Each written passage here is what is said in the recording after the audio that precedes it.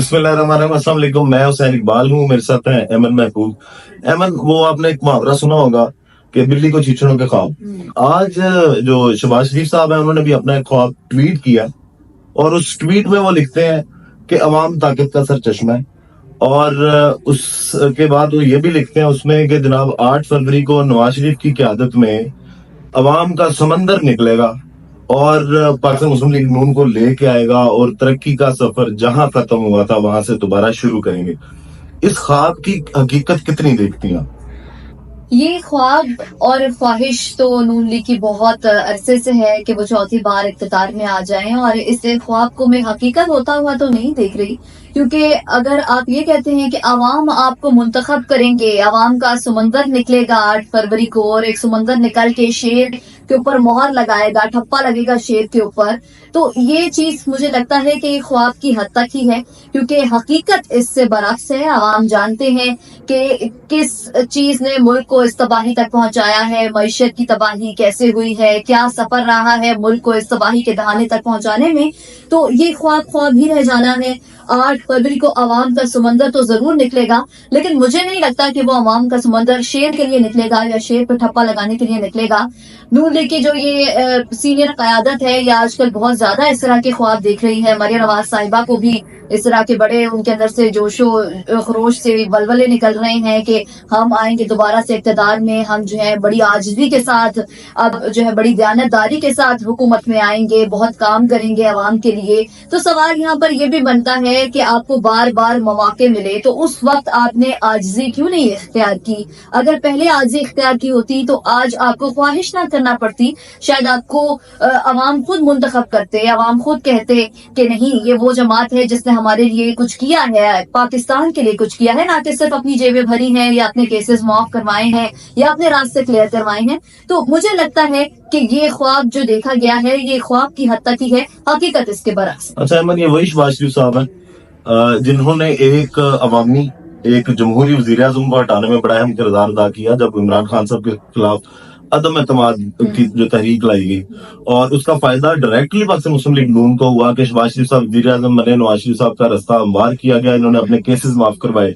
आज वो अवाम की बात कर रहे हैं, ताकत के सर चश्मे की बात कर रहे हैं कि जनाब अवाम जो है वो ताकत का सर चश्मा है। उसके साथ साथ ये वही शहबाज शरीफ साहब हैं जो 15 माह 18 माह जो पीडीएम गवर्नमेंट थी उसकी उसको लीड करते रहे हैं, और महंगाई का जो तूफान आया उसमें आज ये अवाम की बातें कर रहे हैं। और ये वही शहबाज शरीफ साहब हैं कि जिनके बारे में इनकी अपनी पार्टी कह रही है ये चीजें कि जनाब अब शायद पाकिस्तान मुस्लिम लीग नून जो है वो वोट को इज्जत दो के बयानिए पे खड़ी नहीं है। उसके बाद ये बातें, अब मैं ये बात क्यों कर रहा हूँ, आज एक इंटरव्यू में पाकिस्तान मुस्लिम लीग नून के रहनुमा, वो जो साबिक गवर्नर भी रहे हैं मोहम्मद जुबैर साहब, उन्होंने भी आज ये बात की कि जनाब अब लगता नहीं है ऐसा कि जो पाकिस्तान मुस्लिम लीग नून है वो अपने बयानिए वोट को इज्जत दो पे खड़ी है।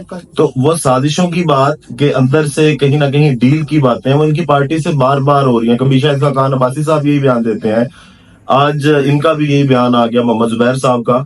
तो इनके मुंह से ये बातें कि जनाब हम जो है वो अवाम की तरफ जा रहे हैं, और अवाम में तो ये निकलते दिखाई नहीं दे रहे। बिलावल भुट्टो साहब हर हल्का हर पार्टी इन पे ये इल्जाम लगा रही है कि जनाब आप डील की बातें कर रहे हैं और ये इधर आके जो है वो अवाम की बातें कर रहे हैं। बिल्कुल, अवाम की बात तो आप जब करें ना, जब आप अवाम में निकले, अवाम को अपना मंशूर डिलीवर करें, अवाम को कुछ तो बताएं कि आप क्या चाहते हैं, आपका क्या प्लान है, किस प्लान के तहत आप दोबारा इक़्तिदार में आना चाह रहे हैं। लेकिन आप खामोश हैं, आप अपने घरों तक, अपनी चार दीवारी तक महदूद हैं, उसी के अंदर आप अपनी प्लानिंग कर लेते हैं, एक आध ट्वीट कर देते हैं ट्विटर पर, वहां पर अपना इजहार ख्याल कर देते हैं, अपनी ख्वाहिश का इजहार कर देते हैं कि हम चाहते हैं हमें 8 फरवरी को हमारे शेर के ऊपर जो है ठप्पा लगाया जाए।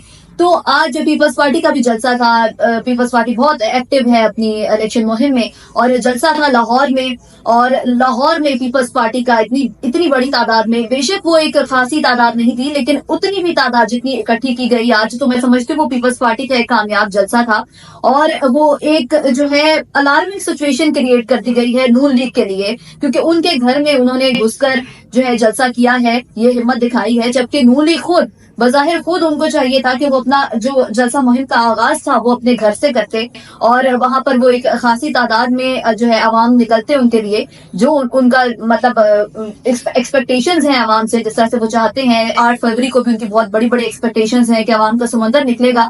تو ابھی تو صرف پیپلز پارٹی میدان میں آئی ہے، پیپلز پارٹی نے یہ جلسہ کیا ہے لاہور کا. کل کو اگر پی ٹی آئی جلسہ کرتی ہے لاہور میں تب کیا سچویشن ہوگی؟ تب تو عوام کا ایک جو ہے بہت زیادہ سمندر نکل آئے گا. تو بہتر یہ ہے کہ نون لیگ کو چاہیے اپنے اوپر کام کرے، اپنی الیکشن مہم کے اوپر کام کرے، نکلے عوام میں، اس ڈر کو چھوڑ دیں، اس خوف کو چھوڑ دیں. وہ ایک الگ چیز ہے کہ آپ نے ملک کا بیڑا غرق کیا ہے اور عوام جانتے ہیں کہ آپ اس لائق نہیں ہیں کہ آپ کو دوبارہ سے اقتدار میں لایا جائے یا آپ کے اوپر یقین کیا جائے. بے وقوف نہیں ہے عوام، نہ ہی آپ عوام کو بے وقوف بنا سکتے ہیں. تو یہ بہت ہی زیادہ آج الارمنگ سچویشن جو ہے وہ کریٹ ہو گئی ہے نون لیگ کے لیے. اور صرف ٹویٹر پہ بیٹھ کے یا پھر کسی پریس کانفرنس میں جو ہے اس طرح سے بول دینا کہ ہمارے جی ہم یہ چاہتے ہیں کہ ہمیں اقتدار ملے، تو اس حد تک نہیں چلے گا. آپ کو عوام میں نکلنا ہوگا، اپنا منشور ڈیلیور کرنا ہوگا، کیونکہ باقی ساری پارٹیز بھی جو ہیں وہ ایکٹیو ہیں. الیکشن اچھا ایمن، آپ نے بات کی کہ وہ پیپل پارٹی کا جلسہ اچھا خاصا تھا، ٹھیک ہے. پاکستان پیپل پارٹی کا پنجاب میں جس طرح کا امیج ہے، اس کے باوجود اتنے لوگ اکٹھے کر لینا واقعی وہ ایک ٹھیک ٹھاک جلسہ تھا بلاول صاحب کا. اس کی وجہ شاید یہی ہے امن کہ کہیں نہ کہیں لوگوں میں جو پاکستان مسلم لیگ نون کے لیے نفرت آ چکی ہے نا، اس کے مقابلے میں وہ چاہے آزاد امیدوار ہو یا کوئی اور پارٹی، لوگ اس کو پریفر کر رہے ہیں.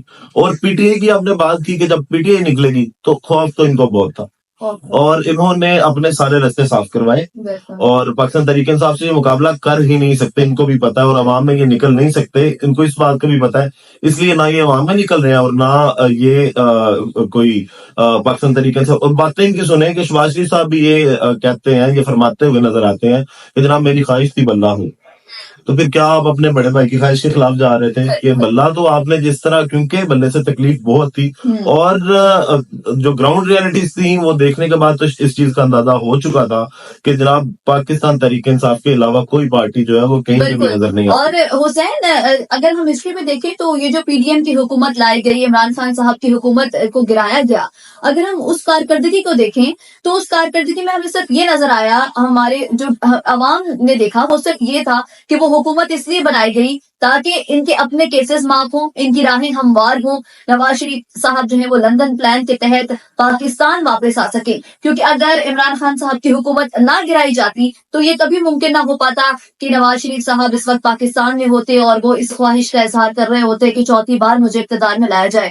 جب آپ نے وہ 11-16 مہینے کی جو حکومت تھی آپ کی پی ڈی ایم کی، آپ نے وہ جس بیس پہ کی ہے، عوام جانتے ہیں کہ آپ نے اپنی سہولت کاری کے لیے اس حکومت کو جو ہے وہ قائم کیا. تو 8 فروری کے بعد آپ جس اقتدار میں آنا چاہتے ہیں تو وہ بھی ایونچولی آپ کی اپنی جو ہے اس کے اندر سہولت کاری کے لیے آپ چاہ رہے ہیں کہ آپ کو اقتدار ملے. امن دیکھیں، میں پہلے بھی یہ کہتا ہوں کہ جس طرح دن گزر رہے ہیں نا، عمران خان صاحب کا جو بیانیہ تھا اور جو عمران خان کی سچائی تھی وہ دن بدن ثابت ہوتی جا رہی ہے. آج جو محمد زبیر صاحب ہیں، یہ پہلے یہ کہتے رہے، پاکستان مسلم لیگ نون اور باقی پارٹیز مل کے جو پی ڈی ایم کی جماعتیں تھیں، انہوں نے پہلے کہا جی مہنگائی بہت ہے، معیشت کا مسئلہ ہے اور اس طرح کے مسائل چل رہے ہیں، تو اس وجہ سے ہمیں جو ہے وہ ڈیفالٹ کا خطرہ تھا، ملک ڈیفالٹ کر دیتا. آج محمد زبیر صاحب اس انٹرویو میں اس چیز پہ بھی انہوں نے لب کشائی کی اور کہا کہ جناب جب گورنمنٹ بنی تو 5 ہفتے کے اندر اندر یہ ارادہ تھا کہ ہم انتخابات میں جائیں گے، اور شہباز شریف صاحب کی تقریر بھی تیار تھی، لیکن اس کے بعد جو ہے تب تک کوئی ڈیفالٹ کا خطرہ نہیں تھا. یہ آج اعتراف کیا گیا محمد زبیر صاحب کی جانب سے. تو اس کا یہ مطلب ہے کہ وہ جو تب احتجاج ہوتے تھے، تب جب مولانا فضل الرحمان صاحب آ کے بیٹھے مہنگائی کے خلاف اور انہوں نے مارچ شروع کیے، وہ سارا صرف ایک ڈرامہ تھا، وہ ایک کہانی تھی، اور پیچھے کہیں نہ کہیں معاملات وہی تھے جو مداخلت کے تھے، اندرونی اور بیرونی کے، کہ بس کسی نہ کسی طرح سے عمران خان کو ہٹانا ہے. اس بیان سے آپ کو لگتا نہیں ہے کہ عمران اور جو بجٹ سے پہلے جو اشاریے تھے جو پاکستان تحریک انصاف کی حکومت کے تھے، وہ بھی جب شائع کیے گئے اور پاکستان مسلم لیگ نون کی حکومت نے جب وہ پیش کیے پریس کانفرنس میں، تو اس میں بھی انہوں نے اس چیز کا اعتراف کیا کہ وہ پازیٹیو تھے. تو کیا آپ کو نہیں لگتا کہ وہ ساری گیم تھی صرف ایک حکومت گرانے کے لیے؟ دیکھیں حسین صاحب، اس بیان کے بعد تو یہ صاف ہو گیا ہے کہ وہ ایک سازش تھی، ایک پروپیگنڈا تھا عمران خان صاحب کی حکومت گرانے کے لیے. اور وہ حکومت کیوں گرانی تھی وہ بات بھی ہمارے سامنے صاف واضح ہے کہ کس طرح سے اپنی سہولت کاری کے لیے ایک پروپیگنڈے کے تحت مہنگائی کا ایک جو ہے انہوں نے مہنگائی کو آڑ بنا کر یہ بیچ میں ہے. اور اس کے بعد مہنگائی میں کیا کمی نظر آئی ہمیں حسین صاحب؟ مہنگائی اور زیادہ ہوتی چلی گئی اور بدتر سے بدترین حالات ہو گئے ملک کے. آپ نے بالکل ملک کو ایسی کارنر پہ لا کے کھڑا کر دیا جہاں پر آگے کنواں ہے پیچھے کھائی ہے. تو ایسے حالات میں آپ نے ملک کو بالکل ہی جو ہے لیسٹ لیول اور پر لے امن گئے. اعتراض کر رہے ہیں عمران خان پہ.